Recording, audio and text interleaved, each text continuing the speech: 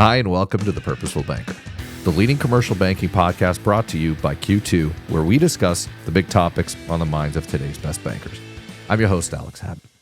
So today is part one of a two-part set of episodes celebrating the work of Dr. Leda Glyptis, a regular fixture in the orbit of the show, but also the company, having previously appeared at several of our industry events over the last few years. We recently actually aired her talk dating back to 2019 as a setup for her return in 2023 in Austin at Bank on Purpose. If you haven't caught that episode, it still holds up beautifully today, and I highly recommend you check it out. But for today, it's all about a conversation. We hit a variety of topics, including banking and finance, of course, but a lot of things that also happen on the periphery of work life, whether it's growth and development or even thorny issues like climate change or the process behind writing a book. Leda offers a refreshing perspective across the board, and I really hope you enjoy my conversation with her. On the next episode, you can catch a full replay of her talk from October 2023 to round out part two of our celebration of Dr. Leda Glyptis. Hope you enjoy. After years of working in banks, I was so conditioned to speaking in a particular way, even like holding my body in a particular way. It took years to be like, I will slouch if I want to, but I wouldn't swear, of course, because, you're a representative of the organization. Then I remember I don't even remember what show it was. It was either a podcast or it was a non-conference. I don't know if you've ever been to any of those, but anyway, you can swear, you can do whatever you want. And the unraveling was so rapid that about a year or two before the pandemic, I was giving a keynote and I had a bunch of my own engineers, my own team, sitting in the audience. And as I was talking to my opening slide, I haven't even started yet, I saw two of them exchange a meaningful look. And it turned out they had a bet on how long it would take me to drop the first F-bomb. And no one had within the first minute, but the next closest one.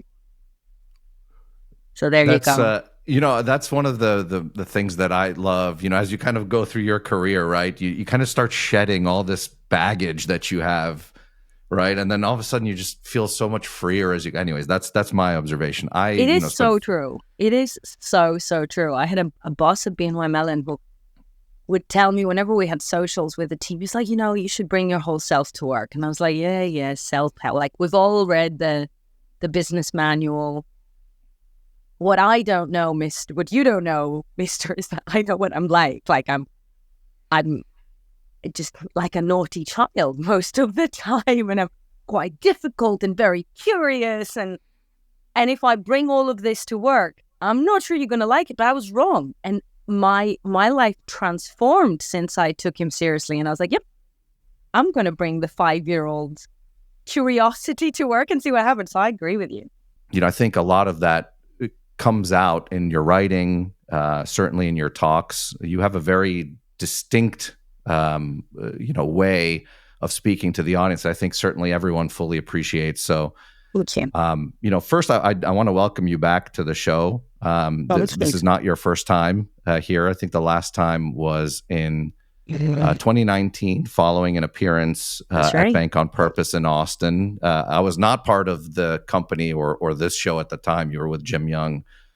But very excited to have you back because I think you're a household name, at least on this channel. We've run lots of your past talks and stuff here before. So again, we have the privilege today of re-airing your most recent talk from this past October. But I felt a little icky inside to just put it out there without having you on just for a few minutes. Just to, hey, let's get a quick update from you, right? So I don't know how to best time box this. So I thought, 2019 was the last time you were on the show. There's a lot, some stuff has happened since then. So I guess, what was the pandemic like for you? If simply put it that way, in that kind of time boxed period, what have you been up to during that phase? It's such an unusual question. I'm so glad you asked it. First of all, let me say I'm so happy to be here, and it feels like it was no time at all, 2019 and 700 lifetimes, which I think is how most people think about the pandemic. I'd say the pandemic was a story in three parts for me, and the first one I need to say is that considering everything that was happening in the world, we were fine. And none of our loved ones suffered too greatly. We had friends who got sick and got very sick, and friends who were battling long COVID, but they're all still with us. So in a world where everything was so horrible, we were mostly fine. And I think it's important to say that, because when you think about the pandemic, you go, oh my God. But actually, we were mostly fine. And of course, we went for all the pandemic-y things. We did every walk around, and David, my partner, definitely baked sourdough. And we were tempted to spend a lot of time learning some obscure language on Duolingo. The reality was that the second thing the pandemic did is it gave us the opportunity to feel what life would be like if we weren't always tired. Because I found myself working actually almost longer hours than ever before, because particularly, and this is a terrible habit, people listening, do not do that to your teams, to your clients, to your suppliers, because we don't have children. And it was the pandemic, so everyone was at home. It was fair game to call us any time of the day or night. So if it wasn't my work calling, it was David. So we found that our workday exploded into every possible wakeful moment. And yet, because there was less going on, we had enough sleep. We actually had 3 square meals rather than like grabbing unhealthy snacks. So the second thing was like, we got a taste for what living more purposefully and more more stable and sort of, I don't know, healthy way was. Although, the amount of delicious food we put away is probably not that healthy. And then the third is that I got to do some really exciting things at work. I moved to 10x during the beginning of the pandemic. We got to see 2 clients live simultaneously during lockdown, which with hindsight was not the way I would plan things again, but it was amazing. I wrote my book. But also the 3 things combined meant that after we saw a few things come into fruition, and as I completed my 3 years at 10x, I was like, you know what? I want a different balance in my life. Love you guys, but I want a different pace. So in some ways, a pandemic hung up. But as you know, because the last time I was with you guys, I had already left. I've left 10x to work independently, do a mix of things, work on my second book, and reap some of those pandemic benefits of actually getting enough sleep and eating properly and having time to exercise and time to see family. Yeah. How is that transition to becoming an independent, a force, essentially? What was that transition like for you? The transition was difficult in all the ways I didn't expect, and easy in the ways I expected. So I was so used to working a full tilt that I anticipated that I would find it very difficult to not be busy at all times and to have to actually reap the benefits. I never had any questions about whether I would be able to discipline myself to work, but I had questions around whether I would be able to discipline myself to not work, if you see what I mean. Mm-hmm. Because the whole point is to have a better work-life balance. If you actually work 14 hours a day for yourself, you're doing it wrong. So I expected that to be difficult, but it hasn't been. And I think part of it is because we had some family things happening as I was going through that transition, and you had that constant reminder of, I now have time to spend with my family when they need me. The second thing is that you actually give yourself the opportunity to truly experiment with things that you haven't had the chance to work with before, to see where your interest might take you. Because when you have a full-time job, it's binary, right? You either have it or you don't. But when you do a mix of things, you can push the boundaries, you can choose to do certain things that are a learning curve for you as well, with a bigger risk for both you and the organization that you're doing them with. So it allows you the opportunity to be playful and in a learning mindset that, frankly, I haven't had for many years in my career, because when you have a certain degree of seniority, responsibility, and they pay you accordingly, organizations don't want you to be learning on their dime anymore, which is a shame. But it is the reality of it. So I have found myself rediscovering the joy of work. Somebody said to me recently, it's like you're doing the work equivalent of not eating your vegetables. But I'm not. I'm still eating my vegetables. Not everything is the fun parts, right? Everything comes with the non-fun parts. But I don't do the pointless parts. You know, every organization has politics, and every organization has theater that goes with it, meetings that really don't need to take place. And they take up a very large chunk of your time, no matter what they are. Every organization has them. I work with me. I don't need to have meetings with myself. So that's what goes Well, away. I would argue that's actually probably a healthy thing to maybe do occasionally, just to kind of get a little introspective. And, you know, anyways, I just wanted to point that out. Carry on. So it's an interesting thing, because the amount of time I spend doing meaningful work has probably gone up. And yet I work fewer hours. So in hindsight, you're thrilled with the decision, I take it. I am. It's early days still, so I might speak to you again in a couple of years and be like, you know, I'm missing getting my hands dirty, or I miss having a team. And I've always been really motivated by working closely with people. But so far, clients and partners really make up for that. I advise some companies that really treat me like I'm part of their team. So So you get a fix. You get a little bit of a dose. Yeah. So for now, this feels amazing and actually timely, because I'm not getting there. I should have done that sooner, because frankly, I don't think I could have done that sooner. You need to sort of earn the right. But yeah, no, it's amazing. It feels great to get the opportunity to bring what you're best at, in small doses perhaps, but to a variety of different topics and problems. I suspect that's what's happening, you know, because one of the things when you and I met for the first time only a few months ago, it was maybe a week or two before that I had listened to you on Breaking Banks.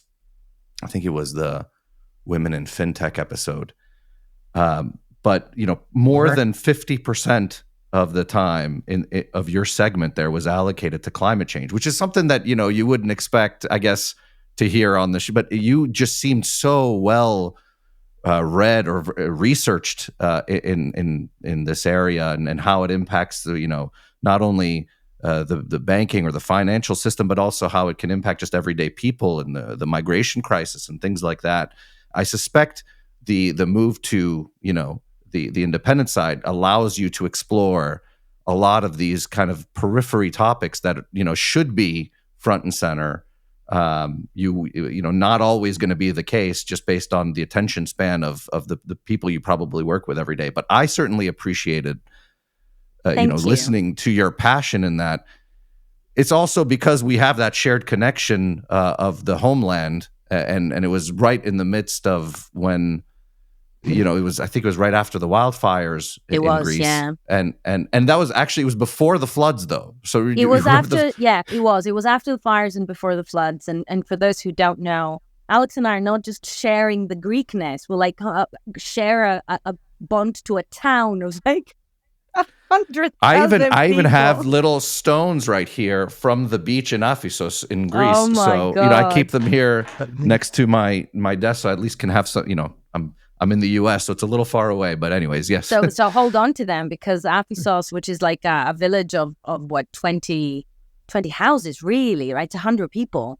It was devastated, as you know, absolutely ravaged by those floods. And it was interesting because, as you say, there are all these things that I'm a very curious person. I have this little poster somebody gave me about 20 years ago saying the cure for boredom is curiosity, and there's no cure for curiosity, right? And I definitely have that. A friend of mine recently said that on my tombstone, it would say, I poked it to see if it would go boing.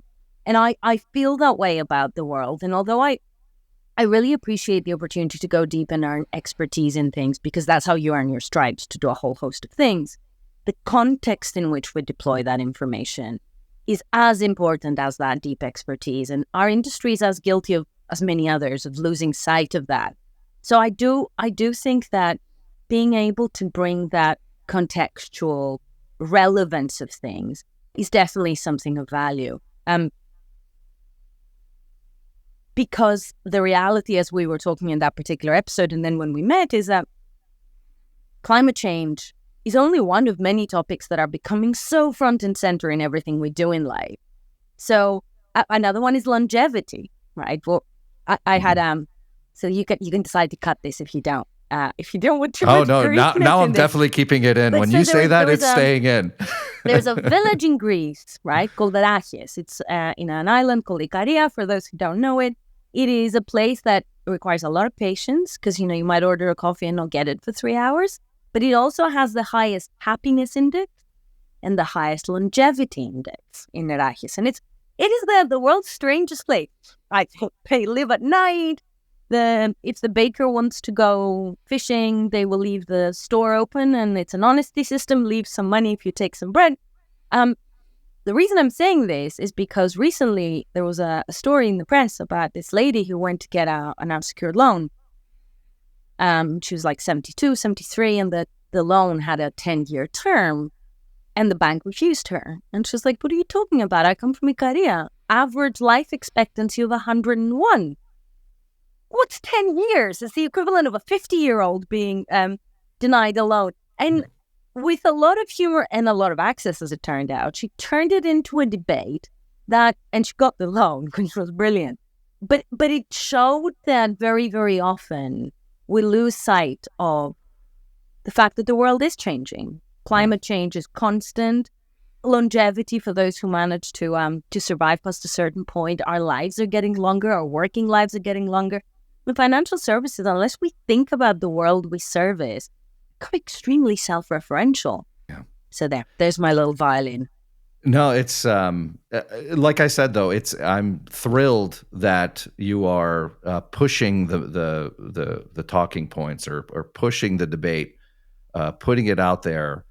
There's a lot of bankers that listen to the show. It's a commercial banking podcast. So a lot you could think of the people who listen here as those who work with businesses day in and day out. I'd be curious, you offered in that episode, again, this is a few months ago, but you offered in that episode just some solutions that you're starting to see emerge. And I'm focusing specifically here on climate. There's issues everywhere. But specifically on the climate thing, because it's becoming more and more urgent everywhere globally. Yeah. So the examples I was giving on the climate thing were specifically around insurance, and the fact that if you're dealing with providing either insurance services or any type of SME financing instrument. Actually, leave the insurance out for a second. When you're doing SME financing, the timing of the cadence of the arrival of goods and sale of goods, or the tension points between sort of receivables and expenditure being balanced out, that timing is we're all keenly aware of it. We're keenly aware of it as lenders. We're keenly aware of it as bankers. And I've seen a lot of some of the best SME finance packages are built around a calendar, because we all know that it's not about the amount, it's about the moment, right? So one of the things I was saying on that podcast is that what we're seeing with climate emergencies being more and more common, particularly with in the context of Greece that had just had the fires, but actually equally a few weeks later, those devastating floods, is that you need to understand what those moments might look like and what those businesses need in the moment. So the reality of an insurance product is that the underwriting will be what it is, and you won't get access to funds, chances are, for quite a few months after, which means that you'll have not just loss of income, but cumulative if you can't pump the water out of your building, if you can't clear the debris, you can't go into the You can't save inventory even if that was possible. So one of the things I was saying is that the reality of those horrific events, and I'm going to leave the loss of human and animal lives and the destruction of our ecosystem out of it for a second, because there is no way of putting a price on that. We know that in particular geographies, particular jurisdiction, Canada had devastating for wildfires not so long ago. California did. It's a global phenomenon. There are areas in the world that suffer from devastation caused by flooding or fires.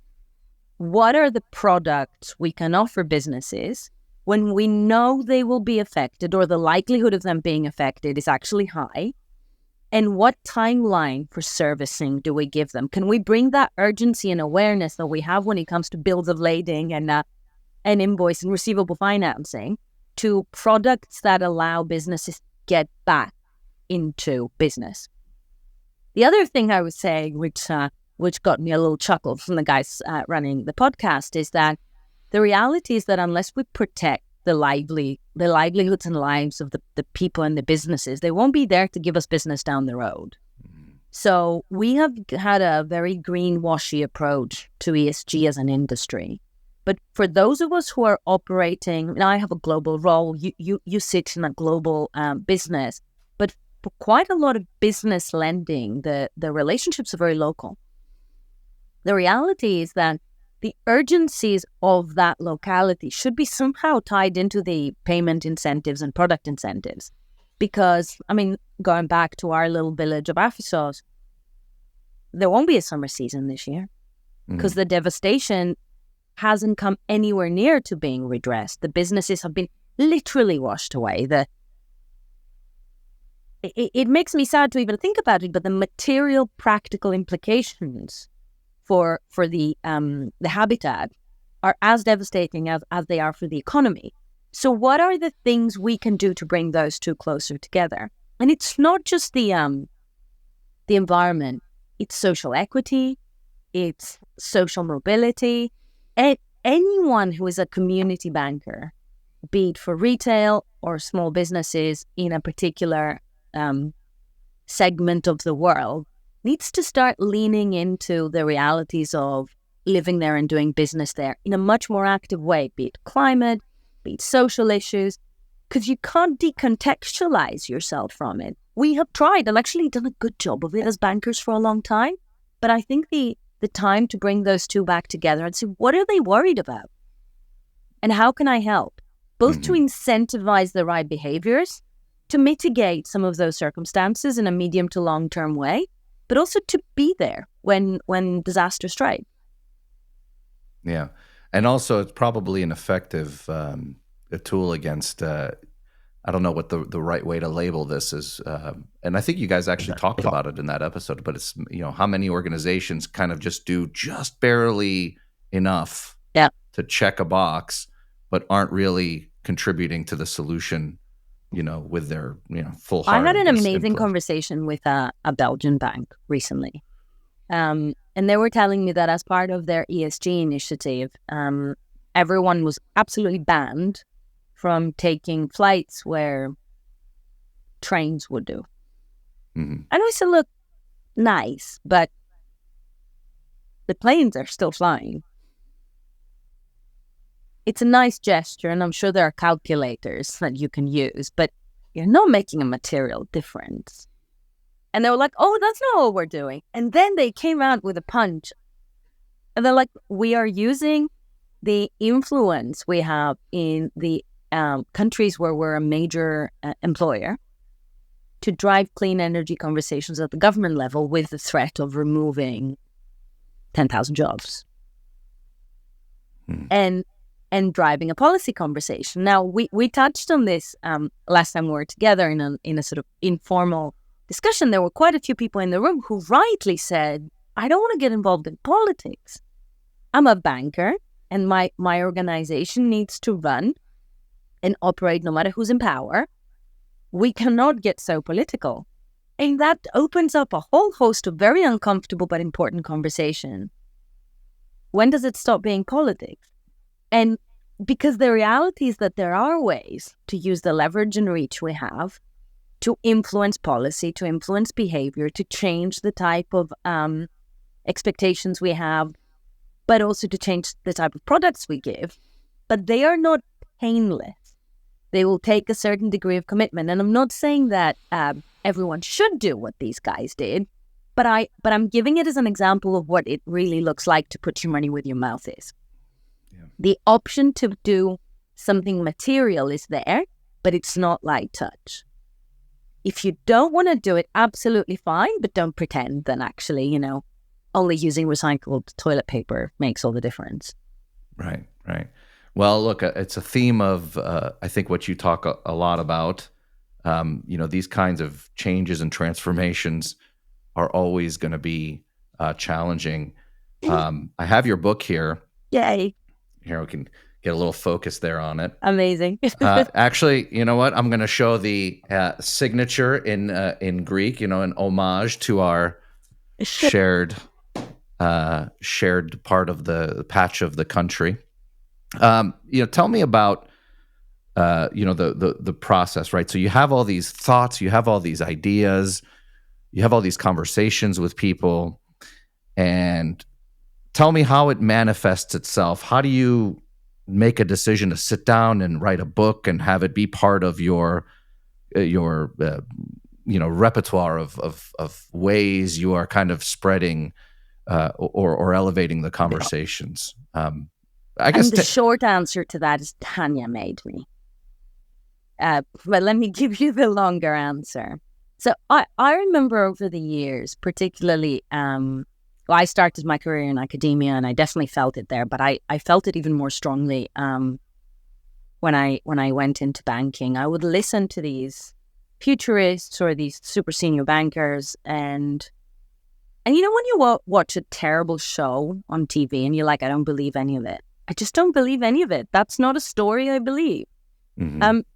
And I felt like that about almost everything that got a public platform, particularly at the beginning of my career. Now, that has changed radically over the years, right? The world is not the same as it was 20-odd years ago.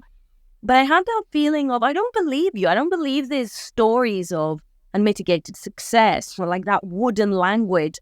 I just don't believe you.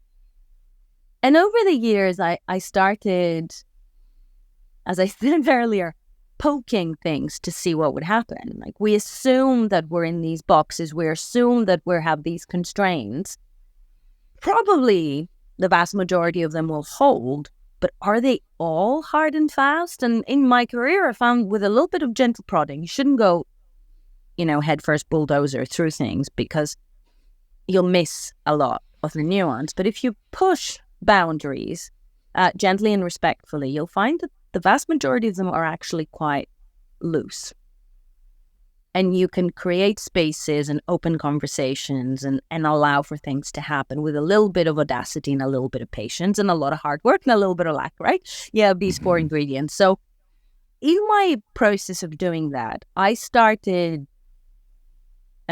writing as a form of self-therapy. When you have a particularly bad day at work and you go, wow, that's so awful, and it keeps happening, and there's a pattern to this. And I found that because I'm one of those people that I'm naturally very positive, but I can also absorb the negativity. So if I have a grumpster sitting next to me, it will drag me down. If something really bad happens, I'm like, oh, my day's over now. So I found that actually writing was a way of processing that, of getting from a place of anger to a place of, there's something constructive here. And I started publishing here and there. I wrote for a couple of magazines and blogs. And at some point, Tanya Andresian, who's the managing editor of Fintech Future, she's like, you know what? I think you should make this column weekly. And I was like, you are insane. Who wants to read? Like, I'm talking about different things, but I'm talking within a spectrum of topics. And I have a particular style that you either like or you don't.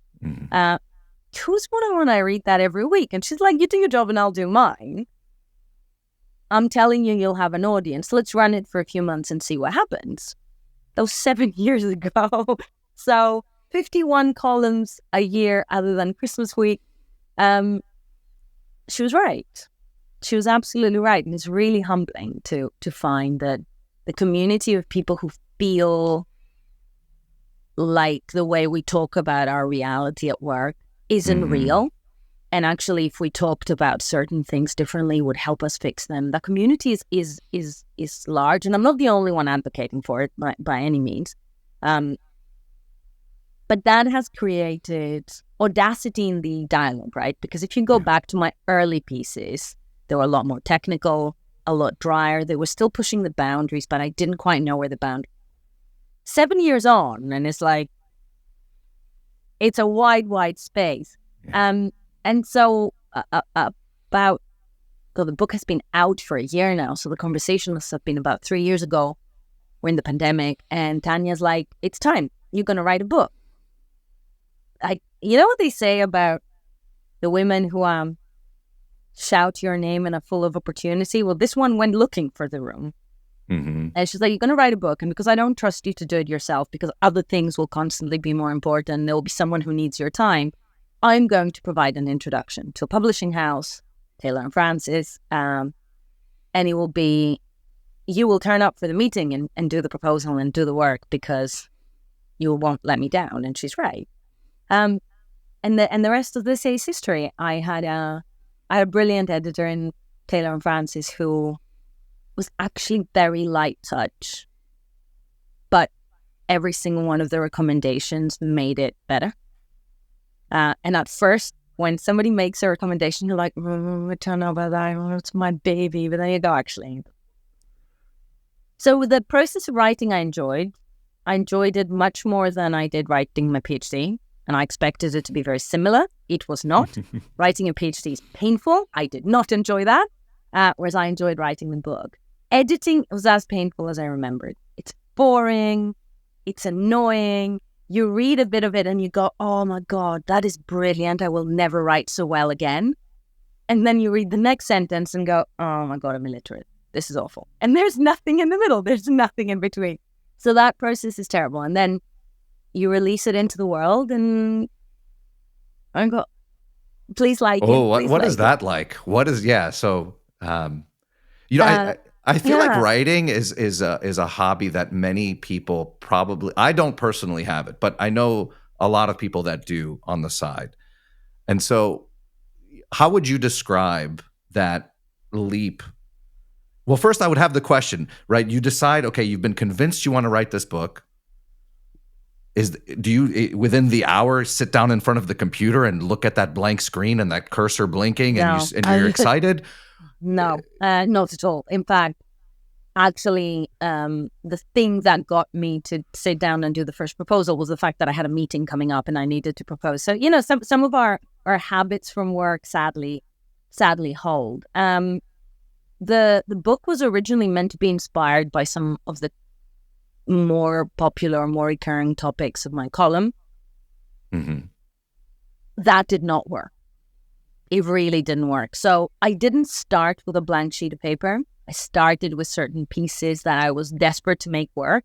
And then the difficulty was accepting that what I was going towards was Frankenstein and it didn't work. And sort of started ripping it away and something else emerged. So I didn't get the blank sheet of paper. I have started drafting book 2. And that was a painful few weeks of not starting it because it was a blank sheet of paper. There was nothing to anchor it against. I knew what I wanted to do, but I got the, maybe tomorrow feeling. But I think there is something that I know now about a book that I didn't know when I first started it. Because when it's your first book, nothing ventured, nothing gained, right? Like you've put a book out into the world. There is nothing to compare it against. The book existing is the accomplishment. Everything else is a bonus. And what I didn't anticipate, and I should also say that I'm lucky in that I have an audience in my readership with Leda Writes, in the wonderful people who invite me to hear me talk. There is a natural space in which the people who would want to read my book are already familiar with what to expect. What I didn't anticipate is that there is an enduring permanence. I should know this because I'm a book collector, but there's an enduring permanence to a book. I put thoughts out into the world on a minimum weekly basis. But it's an internet minute, right? It's out there, and sometimes it causes a splash, and sometimes less so. Sometimes it trends, sometimes it really captures the moment in the imagination. But whatever happens, within a few days, people have moved on. And over the years, there have been a few articles that people go back to again and again and again. But the enduring relevance of a book, of that physical artifact, I had underestimated both how amazing it feels to see someone holding it and how people relate to it differently, because they also read it different. People will leave it on their desk or their bedside table or their commuting bag, and they will go back to it in a different way. So it changes that relationship with your reader. And I know that now. So the pressure is on for the second book. Also, the first one has done well, both in terms of reviews and in terms of sales. So now, I've made my job difficult for the second one because I've raised my own bar. Yeah. But one thing I will say, and I appreciate, is that the style, you don't have a distinct book writing style versus column writing style. And so, for those of you out there who've never read any of Leda's columns or the book yet, the way I would describe it as a casual reader is an excellent mix of a conversational tone and with a mix of inner monologue-esque thoughts, kind of just kind of spilling into it. The same thoughts that I have. So it almost feels like you develop this connection when you read it, because you have some of those same inner monologue thoughts happening as you're reading. It's absolutely true. And I think part of it goes back to what I was saying. Like, I don't like wooden language. And look, I have an academic training. I can write in wooden language. Like, the best of them, I've had 20 years in corporate life. But we all know we're playing a part when we do that. And it goes back to what I was saying earlier. Like, I don't believe it. So what does it sound like? What does it look like if it's real? And as I said, if you go back to the early articles, you'll see a very different tone, because I've had to build up the courage to get to this. And I have a lot of people who know me well, who read my articles of the book, and they say, I hear it in your own voice, in your head. I have also a particular style of punctuation, even when I speak. So I get it that when people know me, they hear the book in my own voice. But what I have found amazing over the years is that because the distinctive style of writing and the radical candor and let's call a spade a spade. This is what we do here. It means that people I've never met before in my life come up to me, and I get hugged. Because they feel like they know me, because they're like, you've never met me, but I know you. And that is such an incredible feeling. That is the best. Yeah, to feel that you put a part of your yourself into the world, and it was received and seen for what it is. So it's amazing. The first reactions I had from a couple of people who didn't know me very well and looked at the book was like, you have a particular tone. Yep, I do. It either works or it doesn't, right? Because I appreciate that some people want a different level of seriousness from a business book. Whereas I got my favorite feedback of all time was the CEO of a bank I used to work with, who messaged me saying, I've just read your book on the flight. I've never laughed out loud reading a business book before. And it's like, winning. There you go. Well, congratulations. That's an excellent endorsement. Thank you so much. Thank you. So where can people find your book? Particularly here in the United States, since most of our audience is here in the United States, where would you direct them So the book is actually published by a U.S. publisher. So on the Routledge website, if you're lucky, there might be a discount code. I think they're doing a sale right now, or on Amazon. Okay. All right. Yeah. So we will include that information in the show notes as well, just to make it easier, for people to check out. Thank you so much. I want to turn to the talk that you gave a couple months ago. No spoiler alerts, but really just kind of, I suspect you've been on a little bit of a circuit these days, right? Going from all these different events. what would be some perspective, because you offer a lot of your own perspective on a lot of these challenges. We talked a little bit about some of it in this conversation, but there's a lot of pressure on professionals. You talked about, things like back-to-back meetings and political issues or people just not wanting to take that leap of faith or test the boundaries of what's possible within their organizations. What is some of the feedback or reactions you've been getting, from those you've been meeting as you've been kind of going, through all these events and giving this talk?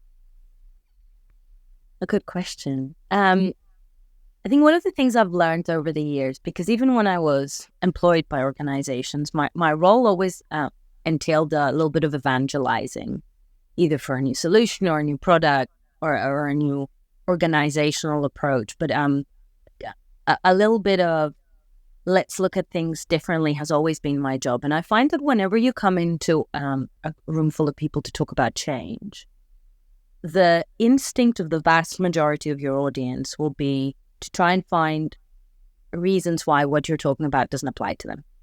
Mm-hmm. With the absolute best intentions in the world. Sometimes they will try to discredit you as a person. That always happens, but it's actually very, very rare. Usually it will be obscure examples of why what you're saying doesn't apply to them. So part of the reason why my storytelling is so detailed and so visceral and so sort of French base is that I know that you need to win over the room on that credibility level first. Mm-hmm. And so I'd say that the first battle that I seek to win, and it gives me great satisfaction to get that feedback when I come out of the room, is the people who go from this to leaning forward and going, yeah, like, that's me. And it's in the detail, it's in those things that are undeniable truths of living and experiencing.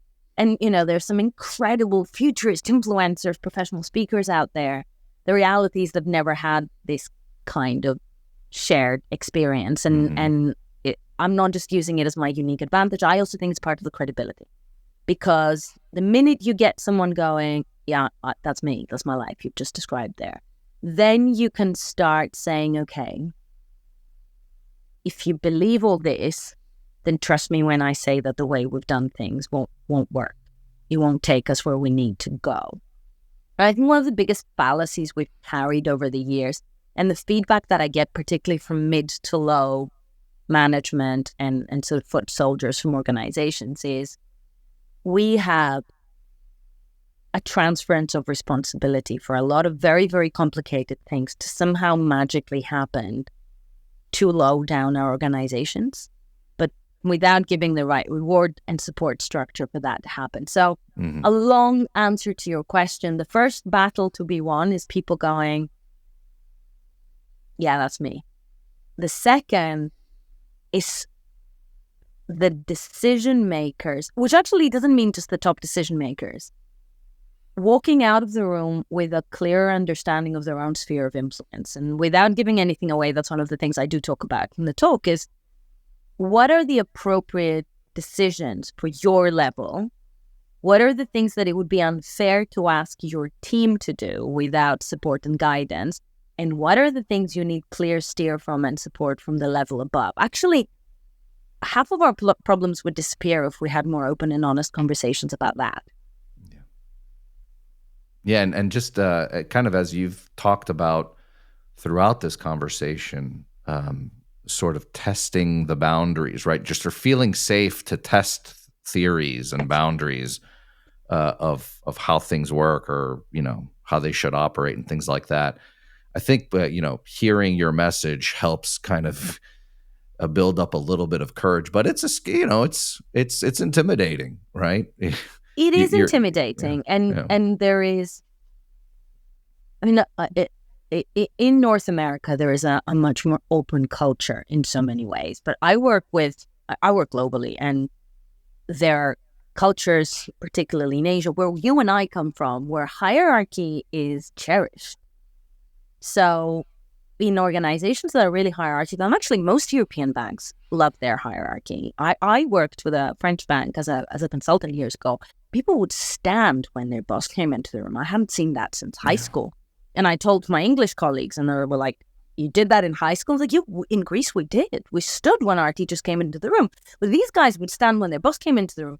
So in hierarchical organizations, you need to be mindful of how much truth is lost, either because people are too scared to share it, or because people assume that their betters will already know. And I'll tell you 2 quick stories. The first one is after months of doing these workshops in a very, very large and, of course, hierarchical bank, but with a great culture, right? This was in a bank that had a really good culture. We were not battling uphill like in some other places, but it was still hierarchical. It was still controlled.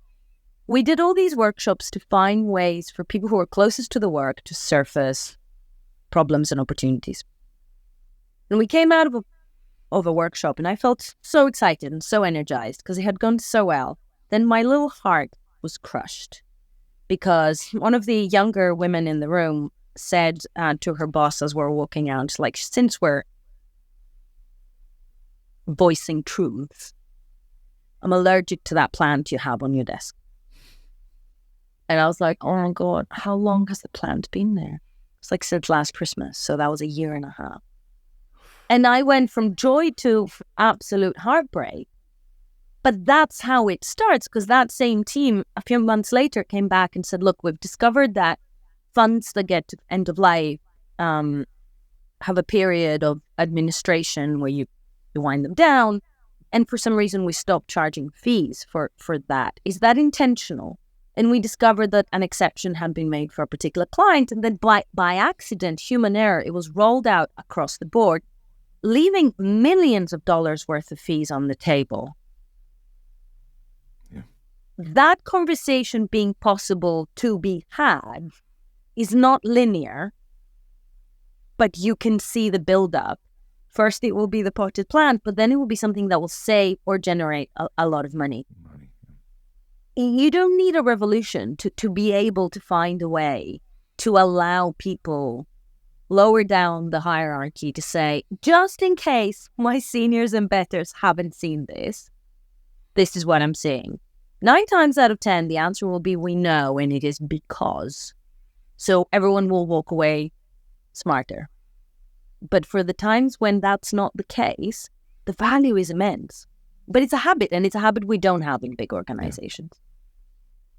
For sure. So I guess in keeping with that theme, and in closing our conversation here today, as someone who has wide-ranging perspectives, whether it's, on the industry, the technology, on things like, we talk about climate, inequality, things like that, what advice would you give to young people who are just now starting out? And, the space that we are in, or we're in, right? We're both former bankers, but we're still in the orbit, right? The allure of it has evolved in the last 20. I started my career, for example, at Merrill Lynch 3 years before the crisis. It was a different world that I entered than the one that I am in now. Oh, 100%. And so, fast forward, you're, 22 years old, whatever, just getting started. What advice would you give to those out there? I think the first thing is I'm sorry because we haven't done a great job as custodians of either the planet or the financial system, and their job is proportionally harder than ours. I don't subscribe to the snowflake view of youth. I actually think that the kids are all right. I actually think that the generation of that, exactly like half our age, in their 20s, bringing into their workforce unashamed caring. And I find that humbling, to be honest with you. And it's not everyone, right? It's not everyone. But you and I, when we started our career, caring was something we had to hide. Caring about the intangibles. I've interviewed young people who are the only ones who ask, why are you the first woman who's interviewing me? Why is it such a male environment? Or can I see your ESG credentials? Or what do you do for local communities? Or they ask about the volunteering schemes before they ask about the pension schemes. They care.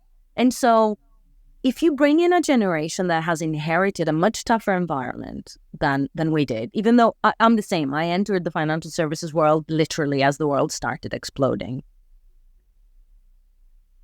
But they are asking different questions. And I know that we love to dismiss them, but actually that caring is a superpower, because the reality is that if you come into financial services, you know that quote from The West Wing that says we can have more impact in a day than most people will have in a lifetime, but we forget about it because we get caught up in whatever is happening in the day because it's proportionally big. Yeah. If you stop and think about the fact that we sit in positions of relative reach, I'm not going to say power, but of relative reach. So the impact we can meaningfully have if we bring that caring to the table is not zero, right? It's not nothing. And for a very long time, and I remember when I finished university, even the career counseling we got at school and university was that you either chose a career that allowed you to do well, or you chose a career that allowed you to do good. I don't think that needs to be the choice anymore. And so if you have a workforce that is opinionated about the things they care about, and a world that is